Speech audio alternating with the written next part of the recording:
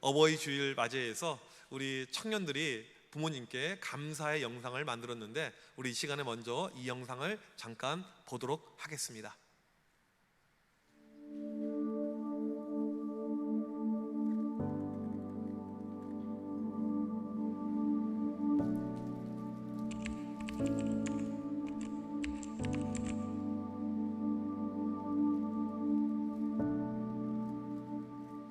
모태신앙이라 아기였을 때부터 교회를 다녔습니다. 교회는 모태신앙으로 시작하게 되었습니다. 저는 어머니 뱃속에서부터 예배를 함께 다녔고요. 지금은 어머니 손을 잡고 함께 예배를 오고 있습니다. 저는 이제 모태신앙으로 어렸을 때부터 청원교회 다니고 있습니다.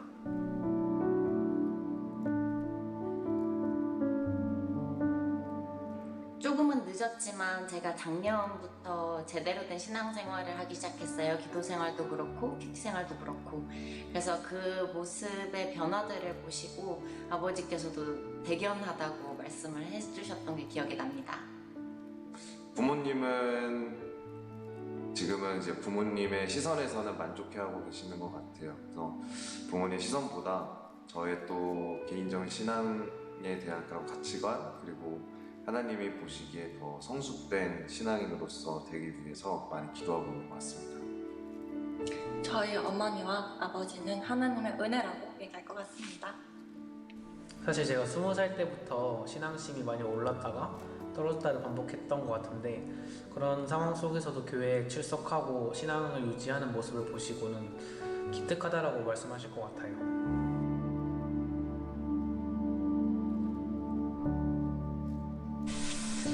너무 어려운 질문인 것 같아요.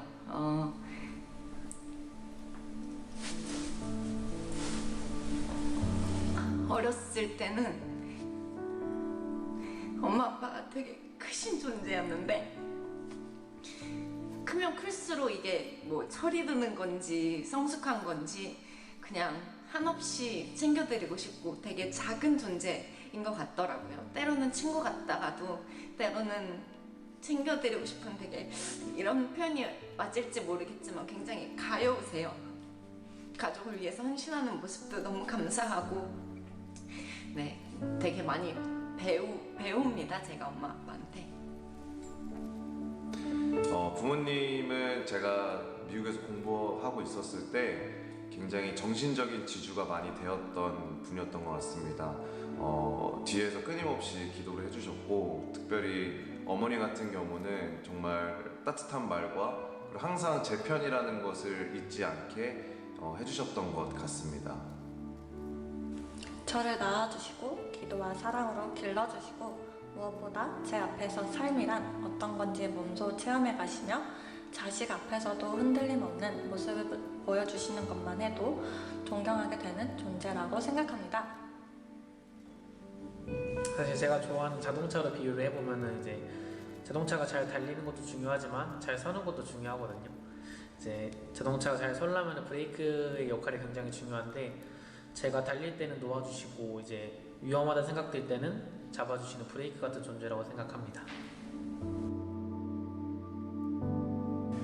엄마, 내 엄마여줘서 너무 고맙고 아빠도 내 아빠가 되어줘서 너무 고마워. 무엇보다 또 우리 가족을 우리 가정이라는 이름으로 묶어주신 하나님의 은혜와 하나님의 사랑에 너무나도 감사를 드립니다.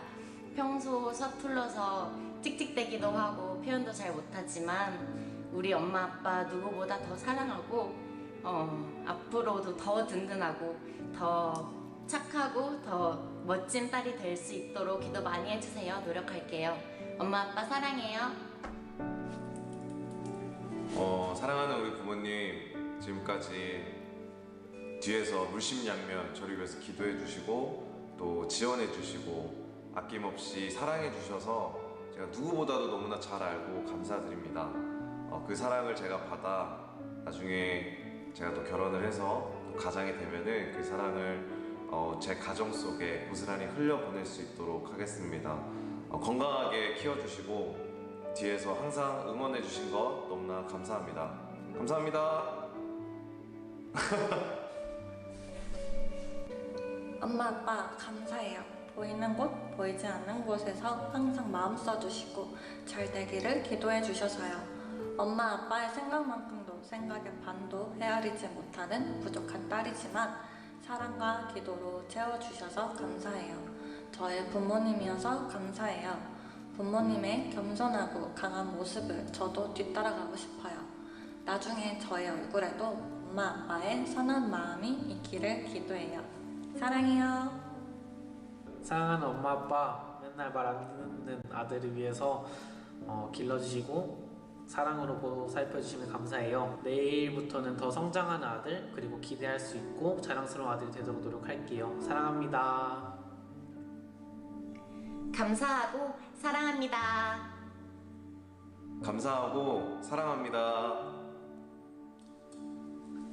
감사하고 사랑합니다. 감사하고 사랑합니다.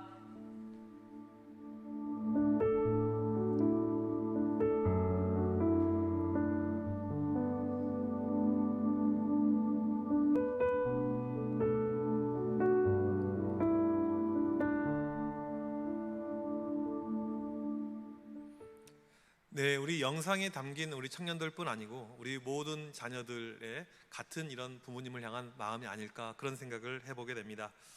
우리는 어버이 주일 또 어버이날 이렇게 되게 되면 부모님의 사랑이 또 새록새록 떠오르죠. 저도 어버이날 이렇게 부모님하고 통화를 하는데 이제 저희 아버지 생신이 5월달에 있기 때문에 또 이 지방에 왔다 갔다 하는 것이 상당히 좀 거리가 멀어요. 왕복이 8시간 넘게 걸리기 때문에 이게 자주 가기 어려워서 그때 이제 가기로 이렇게 이야기를 하는 가운데 통화를 하는데 딸들이 아무도 안 왔다. 갑자기 그 이야기를 하시는 거예요. 이 앞마당에 앵두가 많이 열렸는데 먹을 사람이 없다. 그래서 결론은 내일 그냥 스케줄을 취소하고 가기로 결정을 내렸습니다. 세상에 우리가 많은 이런 사랑이 있지만 부모님 사랑하게 되면 특별하죠. 다른 사랑과 견줄 수 없는 특별한 사랑이 바로 부모님의 사랑입니다. 특별히 우리 엄마들의 사랑, 이 모성애는 또 남다르다고 우리가 볼 수가 있죠. 2년 전 부산에서 한 임산부가 버스를 기다리고 이렇게 정류장에 이렇게 앉아 있는데 한 차가 돌진해 오더니 인도를 넘어서 이 임산부를 덮치게 된 것입니다. 지나가던 다른 버스에서 승객들이 내려서 이 사람들을 이제 구출해 주는데 상황이 상당히 이제 급박하게 돌아갔습니다. 왜냐하면 사고가 큰 사고였어요. 차 앞 범퍼가 다 나갈 정도였고 이 임산부 두 다리가 다 돌아가 버렸어요. 그래서 병원에 응급실에 싣고 이제 가서 수술을 해야 되는데 문제는 임산부라는 것입니다. 전신 마취려고 두 다리를 수술해야 되는데 의사가 그래요. 잘못하면 두 다리 다 절단해야 됩니다. 그렇게 이야기를 했어요. 엄청난 어려운 이런 위기의 순간에 이 여자는, 이 임산부는 결단을 내려야 됩니다. 뱃속에 있는 아이인가 내 두 다리인가. 여러분 같으면 이 상황에서 아이를 선택하겠습니까? 여러분 다리를 선택하겠습니까? 어떻게 결정을 내렸냐면 마취 없이 수술을 하기로 했어요. 그래서 8시간 동안 아주 어렵고 힘든 수술이었는데 고통을 다 느끼면서 이 아이를 살리기 위해서 이 어머니가 수술했던 그 광경이 있습니다. 이게 바로 모성애죠. 엄청난 사랑이죠. 오늘 말씀은 어머니 사랑보다 훨씬 더 큰 우리 주님의 사랑에 대한 메시지입니다. 오늘 말씀에 보게 되면 주님의 사랑이 나와 있습니다. 오늘 본문의 키워드가 되는 말씀은 1절 맨 끝에 끝까지 사랑하시니라 이렇게 나와 있습니다. 주님께서 끝까지 사랑하셨다라고 이야기하는데 오늘 본문에서 말하고 있는 이 끝까지 사랑하셨다, 이것이 어떠한 의미인가, 오늘 본문을 통해서 그 의미를 알아보려고 합니다. 오늘 말씀은 배경이 유월절 직전입니다. 오늘 우리가 읽은 요한복음 13장 1절부터 17장 26절까지를 가리켜서 고별 강화라고 이야기를 합니다. 무슨 뜻이냐면 예수님께서 십자가에 못 박혀 돌아가시기 전에 제자들에게 마지막으로 고별 메시지 주셨다는 그런 내용인 것이죠.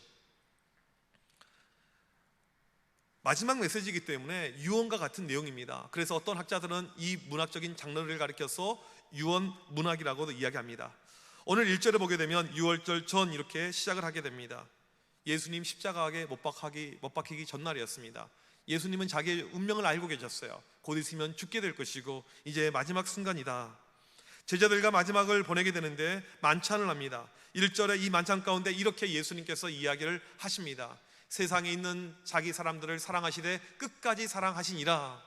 이 표현은 성경을 기록하고 있는 이 요한이 자기 스승된 예수님의 마지막 감정을 기록하고 있는 내용이죠. 끝까지 사랑하시니라. 이게 과연 어떠한 의미일까요? 끝까지란 말은 완전히 이를 때까지 의미입니다. 마지막 모든 것이 완성될 때까지라는 의미를 가지고 있는 것입니다.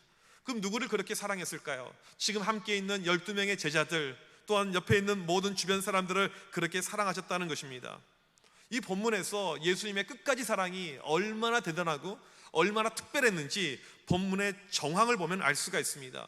오늘 본문의 정황은요, 매우 특별한데 세 가지 특별한 정황을 우리가 볼 수가 있습니다. 첫 번째로는 마귀가 가룟 유다의 마음을 공격하는 그런 순간이었다는 것입니다. 2절에 보니까 마귀가 벌써 시몬의 아들 가룟 유다의 마음에 예수를 팔려는 생각을 넣었더라, 이렇게 나옵니다. 마귀가 가룟 유다 마음 가운데 침입해서 이 가룟 유다 가운데 이미 결단이 일어난 거예요. 예수를 팔아야겠다, 이런 마음을 먹게 된 것입니다. 지금 예수님 공생의 사역 가운데 마귀가 가장 크게 역사하였던 바로 그 타이밍입니다. 마귀가 지금도 우리의 삶 가운데 역사할 때가 있죠. 보이지 않게 여러 가지를 우리 가운데 공격해 오는데 지금 이 순간은 그 공격의 강도가 가장 셌던 최고의 그런 단계였다는 것입니다. 마귀가 가지고 있었던 최종 목표는 무엇이냐면 예수님을 죽게 하고 그것을 통해서 자기가 승리를 거머쥐려고 했던 것, 이것이 마귀의 목적이고 목표였습니다. 그래서 예수님 제자 12명 모두에게 침입해서 들어가요. 그들 마음 가운데 다 공격을 합니다.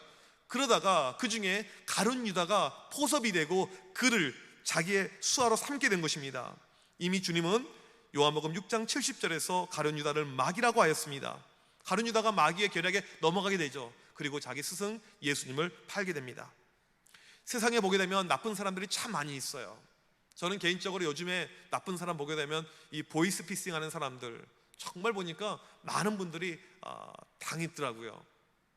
저희 부모님도 한 번은 집에서 통화하는데 주민번호를 불러주고 있는 거예요. 동생이 보면서 아빠 지금 뭐 하고 있냐고. 그게 아니었으면 하여튼 있는 가산 다 털릴 뻔했던 그런 적이 있습니다. 근데 이 보이스피싱 보니까요, 검사도 넘어가게 되고요, 변호사도 넘어갑니다.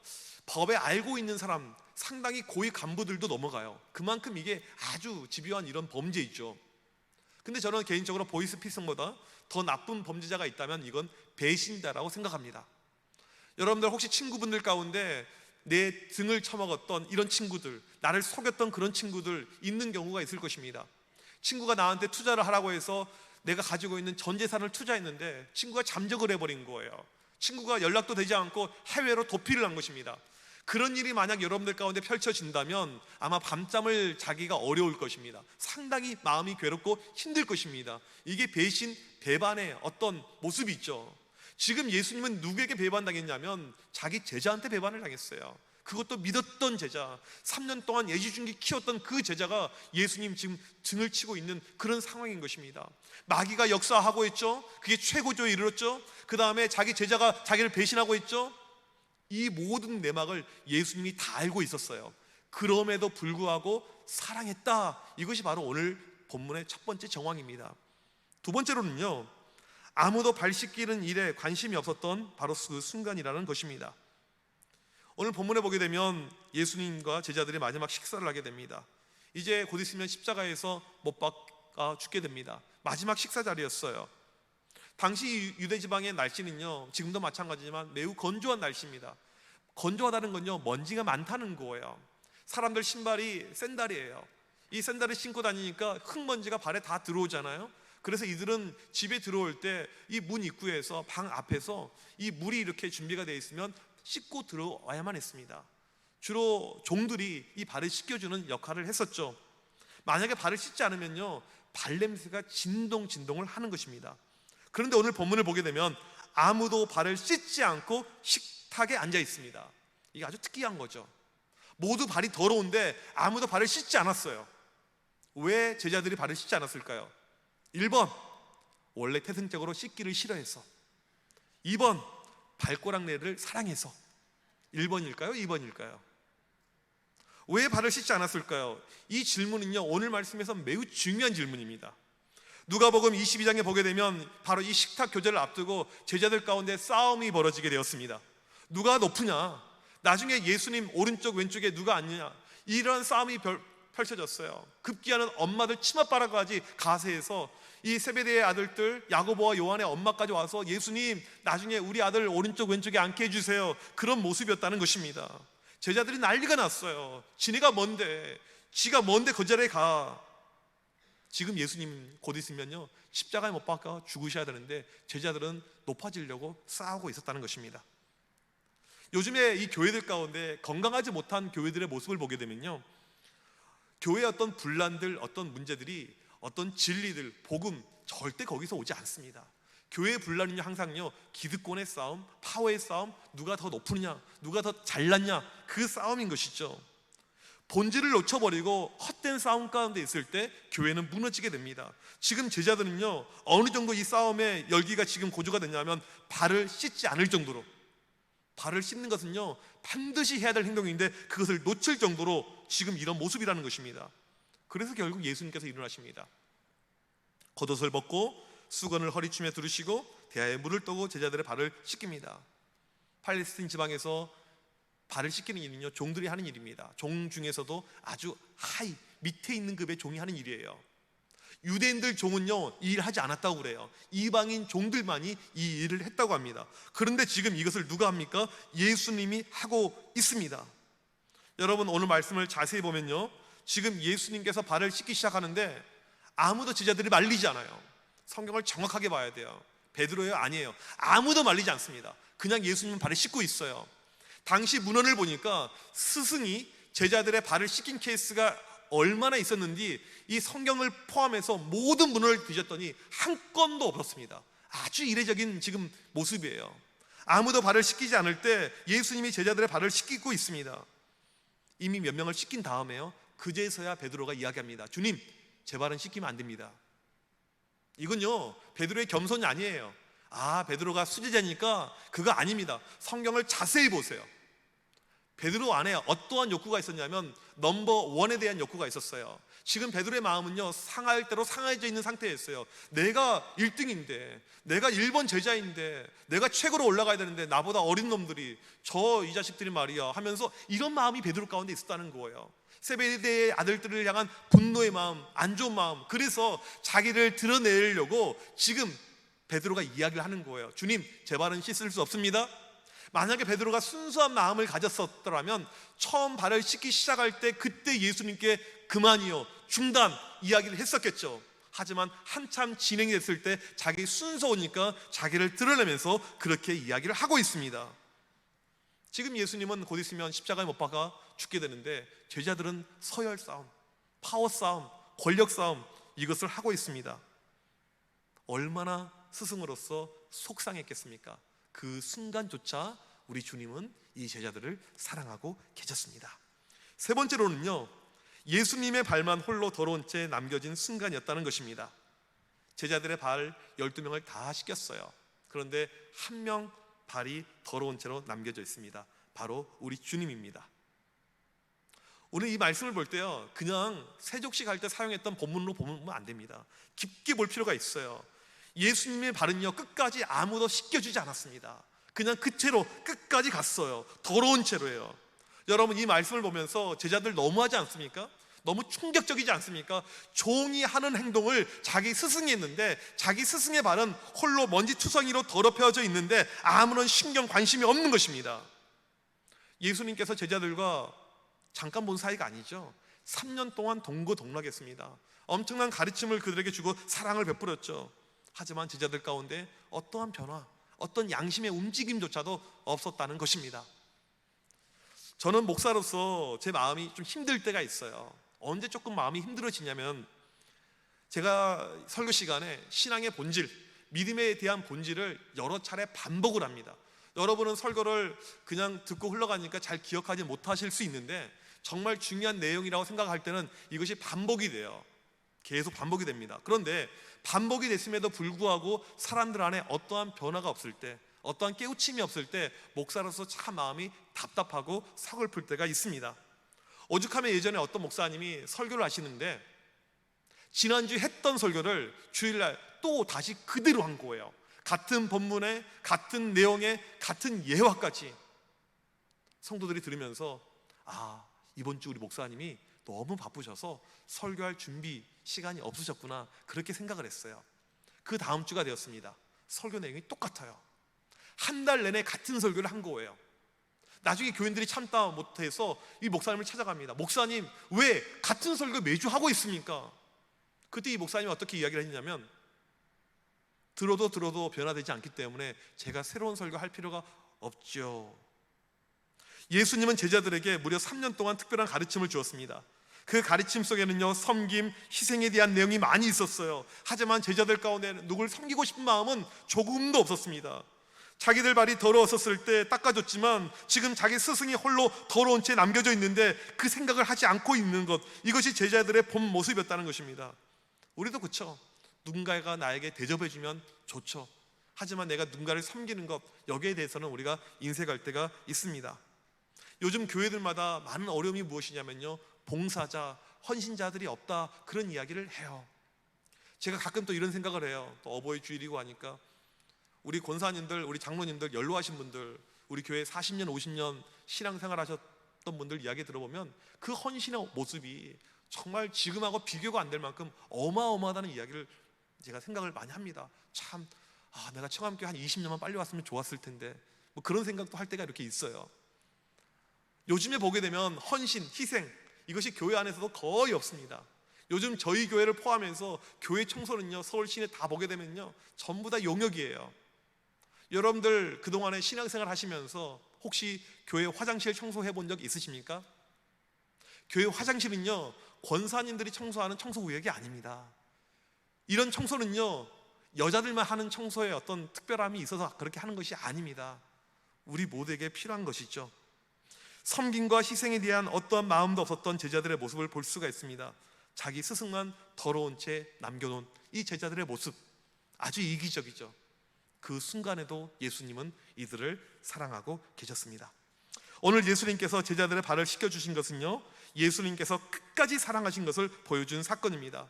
마귀가 판을 치고 있고 자기를 팔려고 하는 그 순간에도 제자들을 사랑하고 있었고요, 스승이 곧 있으면 죽는데도 서로 권력 싸움하고 있었는 그 제자들도 사랑하고 있었고요, 어떠한 헌신과 희생도 없이 오직 자기밖에 몰랐던 그 제자들을 여전히 사랑하고 있었던 것이 우리 주님의 모습입니다. 지금도 우리 주님은 우리를 사랑하십니다. 오늘 말씀 보니까 그냥 사랑하지 않고 끝까지 사랑했다고 나옵니다. 말씀의 정황을 보면요, 사랑할 수 있는 상황이 아니에요. 본인도 내리쓰면 십자가입니다. 내가 죽게 됩니다. 그럼에도 불구하고 끝까지 사랑하셨습니다. 여러분 기억하십시오. 우리 주님은 우리를 사랑하십니다. 그냥 사랑하지 않고 끝까지 사랑하십니다. 베드로처럼 예수님이 부인하는 그 사람도 사랑하세요. 베드로가 예수님을 3번이나 부인하고 갈릴리로 갔었을 때 예수님이 거기까지 쫓아가셔서 이 베드로를 사랑하시죠. 품으시죠. 배반할지라도 우리 주님은 그 사람을 사랑하십니다. 우리에게 왜 전도 집회, 이런 어떤 행사들, 프로그램이 중요하냐면요, 우리 주변에 보면 교회를 다니다가 쉬고 있는 분들이 상당히 많이 있습니다.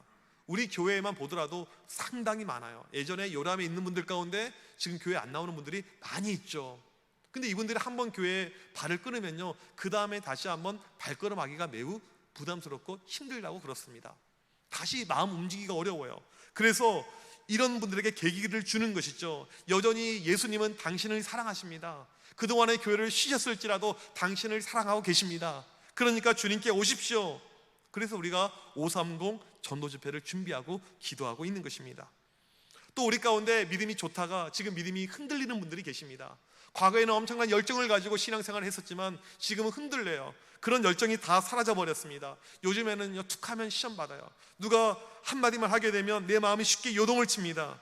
그러한 사람일지라도 우리 주님은 사랑하십니다. 여러분의 어떠한 형편, 어떠한 사정, 주님은 다 사랑하세요. 때로는 우리의 마음 가운데 큰 아픔과 상처가 있습니다. 사랑하는 사람을 먼저 보내서 이별에 대한 어떤 아픔들, 마음 한켠에 쓰라림이 있고 아물지 않은 상처가 있는 분들이 있습니다. 그런 분도 주님은 사랑하십니다. 누구에게 말로 표현하지 못하고 매일매일 울며 지새우며 스트레스, 고통 가운데 있는 그분도 우리 주님은 사랑하십니다. 마음을 열어주는 101가지 이야기라는 책이 있습니다. 이 책 안에 보니까 200번째 포옹이라는 글이 있습니다. 한 아버지와 한 아들이 있었어요. 둘 관계가 너무너무 서먹했습니다. 아버지는 권위적이었고 고지식했고 엄격한 분이었습니다. 매우 무서웠어요. 그래서 어렸을 때부터 아버지랑 관계가 상당히 멀었습니다. 아버지가 무섭기 때문에 아버지 근처에 갈 수도 없었고 대화도 나눌 수가 없었어요. 그렇게 대화 없이 관계의 단절로 몇십 년 시간을 보내게 되었습니다. 아버지 연세가 많으셨어요. 이제 아버지가 병을 앓고 병원에 입원을 하게 되었습니다. 병이 너무 중한지라 병원 이 독방 혼자 쓰는 이 병원에 계셨고 누구의 면회도 되지 않는 그런 병실에 홀로 쓸쓸히 자기 이 노년을 맞이하고 있었다는 것입니다. 그런데 신기하게도 그 병원에 아들이 의사로 오게 되었습니다. 글을 읽어드릴게요. 아버지의 얼굴은 황달에 걸린 사람처럼 노란색이었다. 아버지는 외부로부터 철저히 차단된 병실에서 정맥 주사관들과 모니터들에 연결되어 누워 있었다. 한때는 체격이 건장했는데 지금은 15kg나 체중이 빠진 상태였다. 아버지의 병은 췌장암으로 판명이 되었다. 그 중에서도 가장 악성이었다. 의사들은 최선을 다하고 있지만 아버지는 앞으로 석 달에서 6달밖에 살 수 없다고 말했다. 췌장암은 방사능 치료나 화학요법으로 소용이 없었기 때문에 의사들은 별다른 희망을 갖고 있지 않았다. 며칠 뒤 아버지가 병원 침대에 앉아 있을 때 나는 아버지에게 다가가서 말했다. 아버지께서 겪고 계시는 고통에 대해 저 또한 깊이 느끼고 있어요. 아버지의 병은 그동안 아버지께 거리를 두었던 제 자신을 돌아보게 만들었고 제가 진정으로 아버지를 사랑하고 있다는 것을 느끼게 했어요.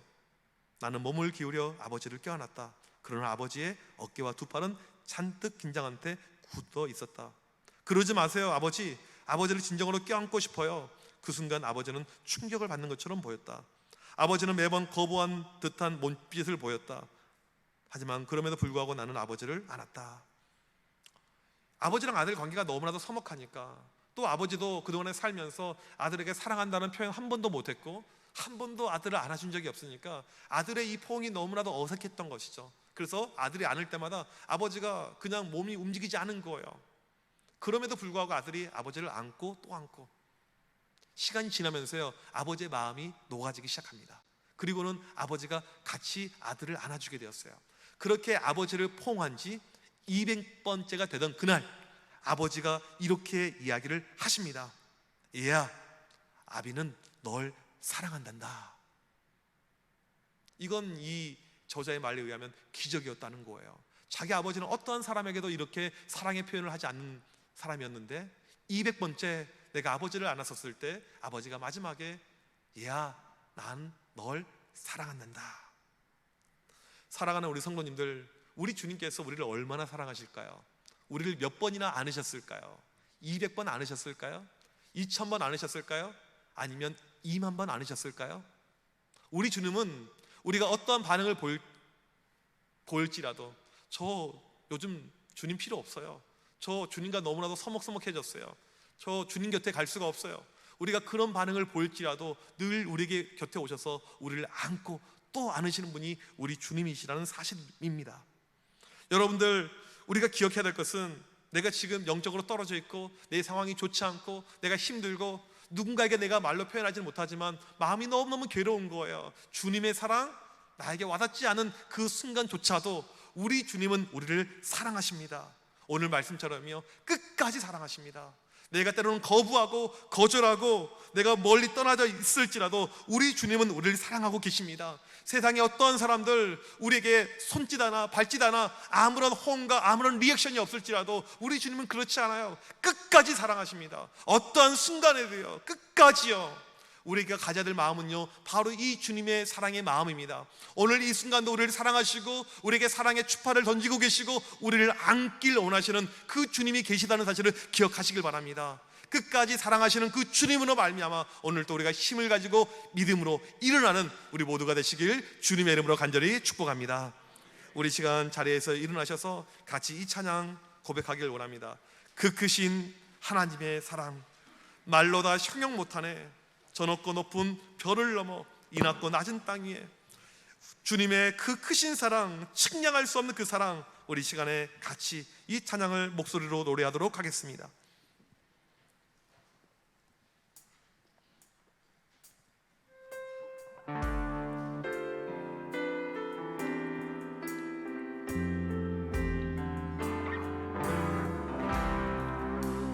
크신 하나님의 사랑 말로 다 영영 못하네. 저 높고 높은 별을 넘어 이 낮고 낮은 땅 위에 죄범한 영혼 구하려 그 아들 보내사 죄를 삼으시고 죄 용서하셨네. 하나님 크신 사랑이 증량다 못하네. 영원히 변치 않는 사랑 선보여 찬양하세. 시절 지나가도 땅 위에 여와 쇠할 때 주 믿지 않던 영혼들 큰 소리 외쳐 울어도 주 믿는 성도들에게 큰 사랑 베푸사 우리의 죄 사했으니 은혜 잊을까.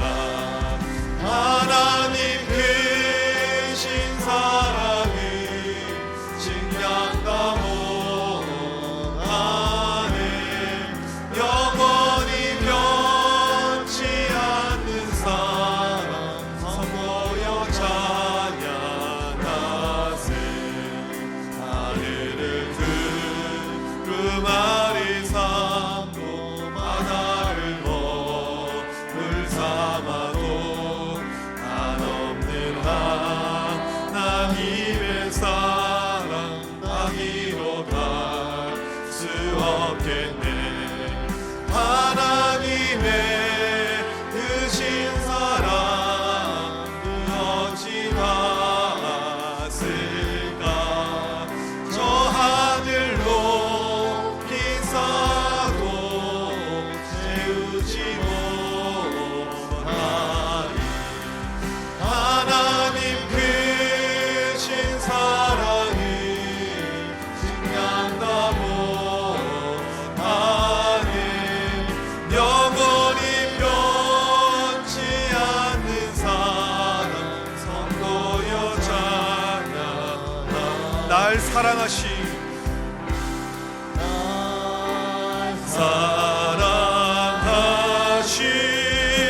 사랑하신 날 사랑하신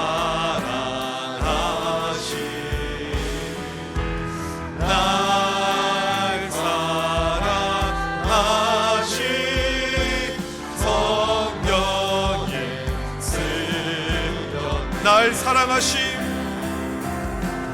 날 사랑하신 날 사랑하신 날 사랑하신 성령의 쓰였네. 우리 이 시간은 함께 기도하겠습니다. 하나님은 우리를 사랑하십니다. 어떠한 상황에도 어떠한 순간에도 사랑하십니다. 그냥 사랑하지 않고 끝까지 사랑하십니다. 혹시 그간 믿음이 떨어진 분들이 계십니까? 신앙에 의심과 회의가 있으신 분들이 계십니까? 삶에 너무나도 큰 질고와 아픔 가운데 있는 분들이 계십니까? 오늘 이 시간 우리 주님은 어떠한 경우에도 여러분을 사랑하고 계십니다. 끝까지 사랑하고 여러분을 안으시고 계십니다. 이 시간 기도할 때 그 크신 하나님의 사랑을 다시 한번 깨닫게 하여 주셔서 그 사랑을 체험케 하여 주셔서 우리 시간 간절히 기도하도록 하겠습니다. 하나님 아버지, 시간 앞에 간절히 기도합니다.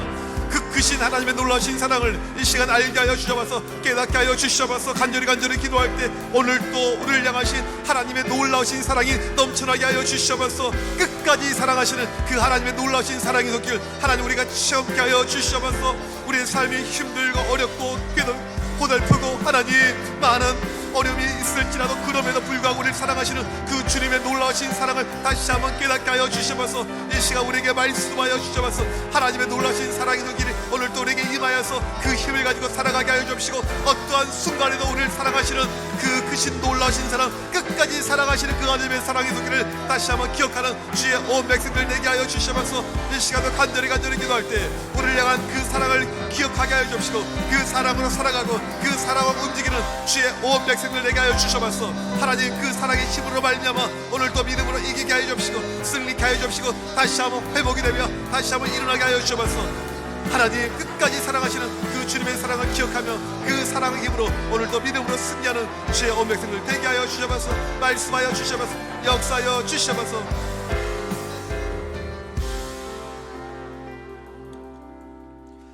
하나님 아버지 감사합니다. 우리를 사랑하시되 끝까지 사랑하시는 하나님께 감사와 찬양을 올려드립니다. 하나님의 사랑은 그토록 큰데 때로는 우리는 그 사랑을 멀리할 때가 있었음을 고백합니다. 그 사랑을 거부할 때가 있었음을 고백합니다. 우리를 불쌍히 여겨 주셔서 이 시간 간절히 기도할 때 다시 한번 우리 마음 가운데 심령 가운데 끝까지 사랑하시는 하나님의 사랑을 깨닫게 하여 주셔서 오직 하나님의 사랑의 힘으로 살아 움직이는 주의 백성들 되게 하여 주셔서 지금은 우리 주 예수 그리스도의 크신 은혜와 하나님 아버지의 그 극진하신 사랑하심과 성령님의 위로 교통하심이 끝까지 사랑하시는 그 하나님의 사랑을 체험하고 그 사랑의 힘으로 말미암아 오늘 또 승리하길 원하는 청함의 온 백성들 머리 위에 지금부터 영원토록 함께 있을지어다. 아멘.